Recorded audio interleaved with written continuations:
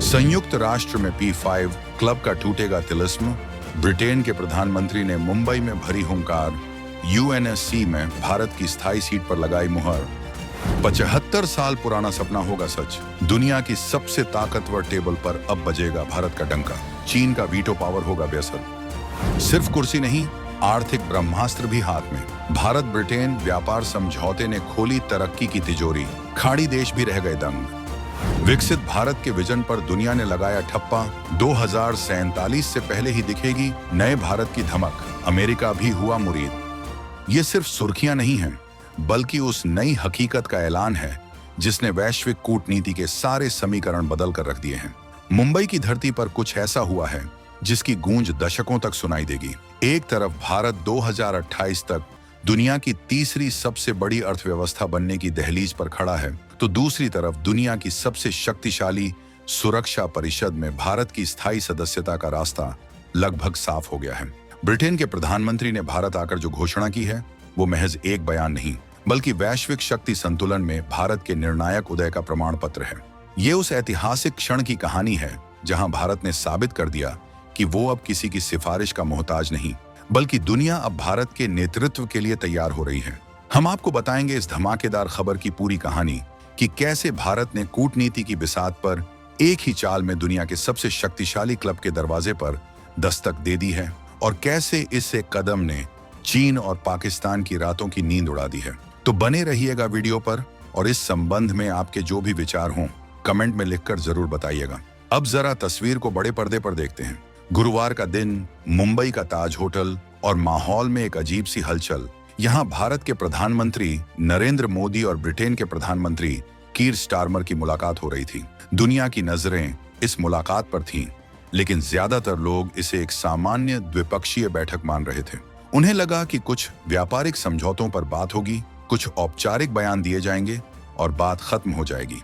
लेकिन वो ये भूल गए थे कि ये 2025 का नया भारत है, और यहाँ हर मुलाकात के पीछे एक गहरा रणनीतिक मकसद छिपा होता है। बैठक खत्म हुई, और जब ब्रिटिश प्रधानमंत्री मीडिया के सामने आए तो उन्होंने एक ऐसा ऐलान कर दिया जिसने वॉशिंगटन से लेकर बीजिंग तक खलबली मचा दी। उन्होंने साफ और बुलंद शब्दों में कहा, हम चाहते हैं कि भारत संयुक्त राष्ट्र सुरक्षा परिषद UNSC में अपना उचित स्थान प्राप्त करे। ये शब्द मामूली नहीं थे। ये उस देश के प्रधानमंत्री बोल रहे थे जो खुद UNSC के 5 स्थायी सदस्यों यानी P5 क्लब का हिस्सा है। ये वही 5 क्लब है जिसके पास दुनिया की किसी भी घटना पर वीटो लगाने की ताकत है। यानी अगर इन 5 देशों में से एक भी किसी प्रस्ताव के खिलाफ हो जाए तो वो प्रस्ताव वहीं रद्द हो जाता है। दशकों से चीन इसी वीटो पावर का इस्तेमाल करके UNSC में भारत की स्थायी सदस्यता की राह में रोड़ा अटकाता आया है। जब भी भारत की दावेदारी की बात उठी, चीन ने हमेशा कोई न कोई बहाना बनाकर उसे रोक दिया।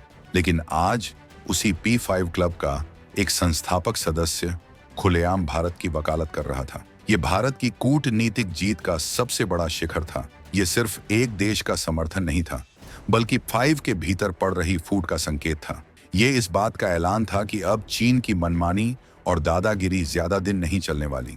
ब्रिटेन का ये बयान दरअसल चीन को एक सीधा संदेश था कि अब तुम अकेले भारत को नहीं रोक सकते। दुनिया की बड़ी शक्तियां भारत के साथ खड़ी हैं, और वो दिन दूर नहीं जब UNSC की उस सबसे शक्तिशाली मेज पर तिरंगा भी लहराएगा। सोचिए, जब भारत के पास वीटो पावर होगी तो क्या होगा?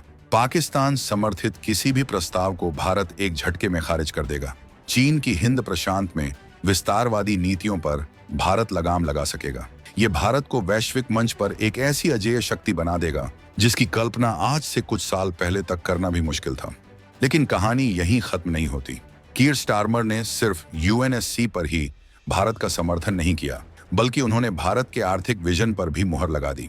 उन्होंने प्रधानमंत्री मोदी की तारीफ करते हुए कहा, 2047 तक विकसित भारत का आपका दृष्टिकोण पूरी दुनिया के लिए एक प्रेरणा है। जब से मैं यहाँ आया हूँ, मैंने जो कुछ भी देखा है वह मेरे लिए इस बात का पूर्ण प्रमाण है कि आप सफलता की राह पर हैं। हम इस यात्रा में भागीदार बनना चाहते हैं। जरा इन शब्दों का वजन समझिए। ये वो देश कह रहा है जिसने कभी भारत पर 200 साल तक राज किया था।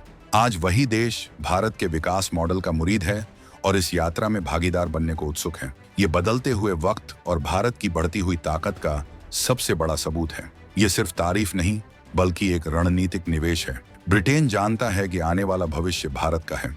भारत आज दुनिया की सबसे तेजी से बढ़ती हुई प्रमुख अर्थव्यवस्था है। 2028 तक भारत जापान और जर्मनी को पीछे छोड़कर दुनिया की तीसरी सबसे बड़ी आर्थिक शक्ति बन जाएगा। ऐसे में हर बड़ा देश भारत के साथ खड़ा होना चाहता है। ब्रिटेन का ये बयान दुनिया भर के निवेशकों को एक संदेश देता है कि भारत एक स्थिर, भरोसेमंद और तेजी से आगे बढ़ने वाला देश है, जहां निवेश करना भविष्य को सुरक्षित करना है। ये चीन के लिए एक और झटका है, जो अपनी गिरती अर्थव्यवस्था और आक्रामक नीतियों के कारण दुनिया का भरोसा खोता जा रहा है। दुनिया अब मेड इन चाइना का विकल्प ढूंढ रही है और मेक इन इंडिया उस विकल्प के रूप में सबसे मजबूत दावेदार बनकर उभरा है। ब्रिटेन का समर्थन इस दावेदारी को और भी पुख्ता करता है।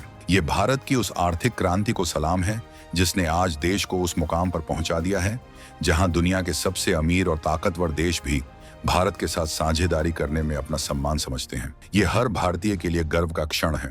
ये उस नए भारत की तस्वीर है जो अब किसी से मदद नहीं मांगता, बल्कि दुनिया को रास्ता दिखाता है। इस मुलाकात का तीसरा और शायद सबसे ठोस पहलू था व्यापार।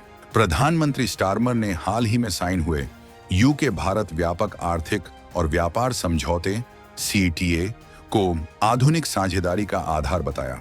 ये कोई मामूली व्यापार समझौता नहीं है।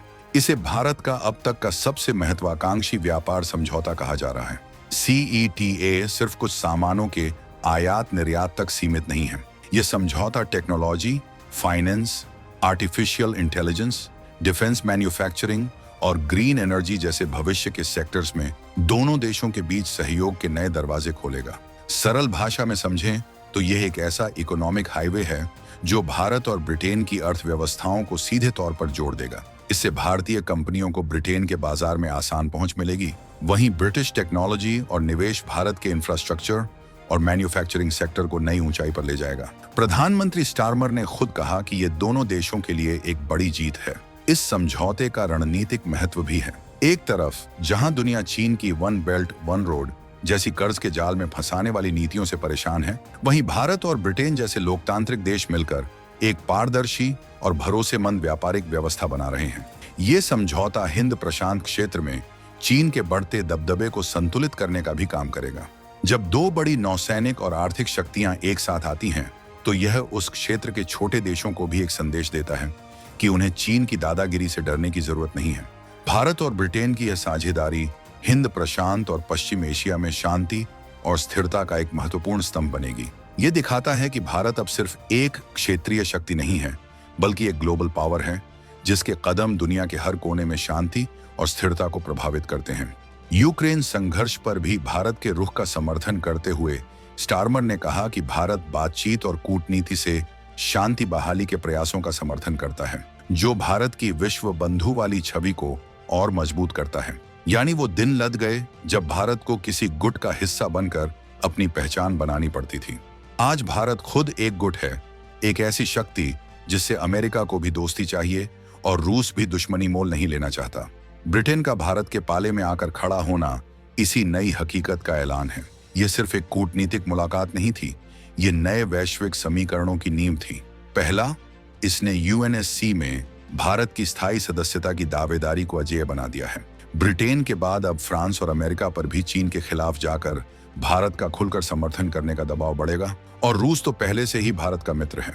ऐसे में चीन अकेला पड़ जाएगा और उसके पास भारत को रोकने का कोई रास्ता नहीं बचेगा।